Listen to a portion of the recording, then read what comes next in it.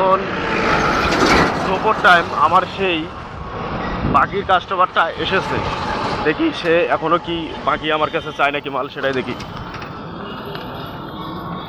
কি খবর? ভাই অফিস সারিয়ে আছে এখন কেন দুপুরবেলা কেন? হ্যাঁ অফিস নাই, খেন নাই, গতকাল খেন নেই, হ্যাঁ দুইটা নিচে কোনো মতো ক্যালটাই করতে চালাইছে। গ্যালটি গোল্ডে চালাইছেন? এলা কি টাকা দিবেন না বাকি? দেবো দেবো টাকা দেবো, এখন টাকা দেবো, টাকা নাও 200-400 টাকা দেবো, তাতেই দেন না ভাই। এখন অফিস সারিয়েছে, এখন কটা? 2-3টা দেন।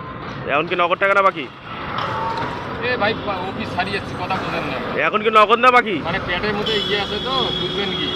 এখন আপনি নগদ দেবেন না বাকি, সেই কথা কোন? না আমি দিচ্ছি, আমি ওই জন্য দেখাচ্ছি, নগদ দেবেন না বাকি? এখন কোনটা নেবেন আপনি, নগদ না বাকি? কটা? দুটা? হ্যাঁ দুটা কিন্তু 500 টাকা, টাকা কিন্তু নগদ, বাকি টাকার কিন্তু কারবার নাই, বোঝেন? ওই জন্য দিচ্ছি আমি কিন্তু নগদ টাকা, বাকি নাই 500 টাকা। নগদ টাকার আলাপ হয়েছে 200 টাকা কেনটা? তাহলে আপনি আলাপ করছেন নগদ টাকা, এখন 200 টাকা দিচ্ছেন কে? মানে 200 টাকার জন্য দুটো বোঝা দেবে? 500 টাকার মাল নিয়ে 200 টাকা? 500 টাকা আছে গাড়ি, বাকি নিলে 250, আর নগদ নিলে 30 টাকা।